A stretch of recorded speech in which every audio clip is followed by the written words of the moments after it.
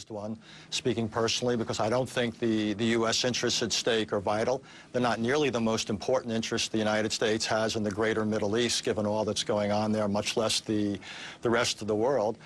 And I also think the difficult part of this process or this intervention have yet to come. And there's all sorts of scenarios. There's the scenarios where the intervention, quote unquote, succeeds.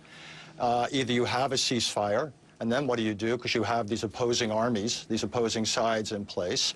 Or you can have situations where the intervention fails. And you have all sorts of questions then about what the United States does with Gaddafi.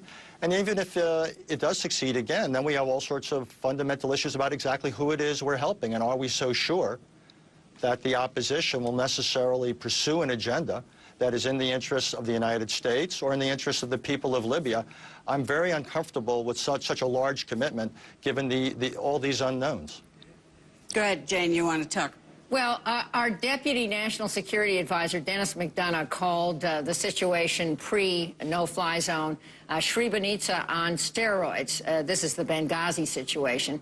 And that, to remind viewers, is about what happened in Bosnia. We had a no-fly zone going, and yet there was this hellacious massacre in Srebrenica, and we only ended that conflict when we armed the Bosnians and the Croats. And then finally, Richard Holbrooke, our fabulously talented ambassador, who died just a few months ago, negotiated a settlement in Dayton. Why do I mention this? I mention this because there is no magic in a no-fly zone. I believe that the purposes of this mission have not been adequately articulated yet. And it also is not the late 90s. This is post 9/11, when we are involved in two interventions on the ground in Muslim countries. And so I think the context matters a lot, and I'm not sure enough thought was given to that, and there still is this conflict about what our mission truly is. And let me bring that to Bob Kagan. I mean, there is a conflict about what the mission is. The United States says that Gaddafi must go. Members of the coalition say this is strictly a humanitarian mission. How can the coalition work together when they can't agree on what the goals are? Well, the United States is not the only government that has said that Gaddafi must go, and I think the way things are being finessed right now with NATO in charge of the military operation overall, but it's clear that the United States, the United Kingdom, and France are free to do what they think is necessary. I think it's clear that first of all, it's not just a no-fly zone. We've got coalition forces attacking Gaddafi's tanks and artillery on the ground.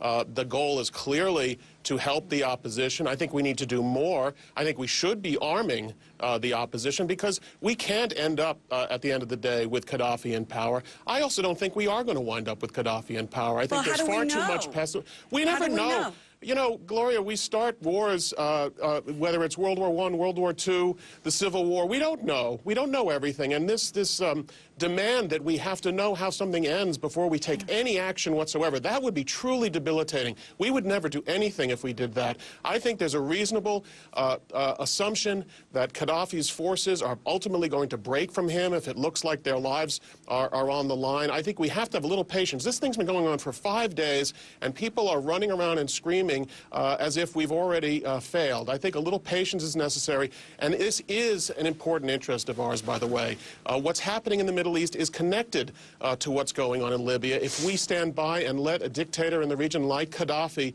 slaughter his people, that's a terrible setback and not in America's interests. Well, Richard Haas calls this a war of choice. Obviously, you don't think so. No, of course it's a war of choice. 99% of all the wars that the United States has ever fought have been wars of choice. I can barely think of a war that we fought, maybe World War II, that was not a war of choice. The question is it a good choice or a bad choice? Richard seems to think if he says it's a war of choice, that's the end of the discussion. The question is it a good choice? I think it is. Richard, I'll let you respond to that. No, I think the United States has had a number of wars of necessity beyond World War II. I would say the Korean War was a war of necessity, and I'd also say the first Gulf War was a clear war of necessity where the United States had vital national interests at stake. How did the Korean War end? The Korean War ended just fine in the sense that we had liberated the part of Korea that had been overtaken. The mistake in the Korean War was beginning with what began as a war of necessity, and then when MacArthur went north of the 38th parallel, we turned it into a war of choice, and that became extraordinarily expensive. I'm not against wars of choices per se, but there's a very high standard, particularly given what Jane Harman said. The United States is already involved in two, the war in Iraq and what became the war in Afghanistan when this administration expanded it. So if your interests, let me finish, if the interests aren't vital, and if you do have other policy options, then you've really got to think twice. And in my view, here, the interests are clearly less than vital. I disagree with the idea that what happens in Libya will have a fundamental impact on what happens in Egypt or Bahrain or Saudi Arabia or Syria. I simply disagree with that analysis. And again, I'm very uncomfortable with launching a military intervention, given the fact that we are setting in motion a chain of events. It's not simply that we don't know. We have no reason to be confident that the people we are trying to help prevail will institute a form of governance that will necessarily be in our or Libya's interests. Well, that raises the question, obviously, about the rebels. I mean, who are they? And let me go to the ambassador and then to Jane Harman. Are we sure, as Richard House asked the question, are we sure that these rebels in the end are going to be exactly what we want to have there? Well, first to Bob Kagan's point about certainty, we're not sure. We don't, very often we have to make these kinds of decisions, particularly when it involves conflict, in the absence of all the facts. Sometimes you have to act on an urgent basis. But this is a committee. There are a couple of retired ministers in there, a former minister of justice, a former minister of interior, people who have worked with the previous regime. We're not entirely certain of the shape of the organization so far, but I think one of the important things we need to do is get our diplomatic representation down to Benghazi, start dealing directly with these people, and get our own assessment of what the opposition is shaping up to become.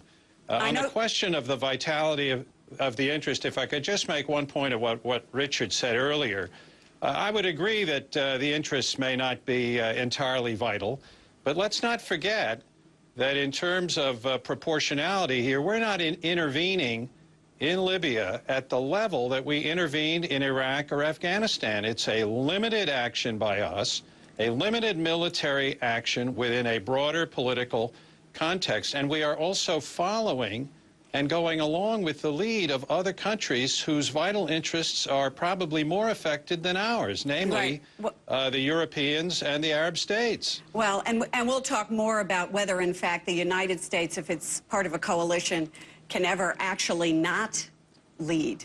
People mostly assume we are leading, but I know Jane Harman wants to get in. We're going to get back to her after the break, so I ask you all to stay with us. There's so much more to talk about.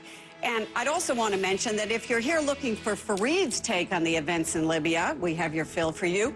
Make sure you go out and pick up the latest issue of Time magazine. It's on the newsstands right now.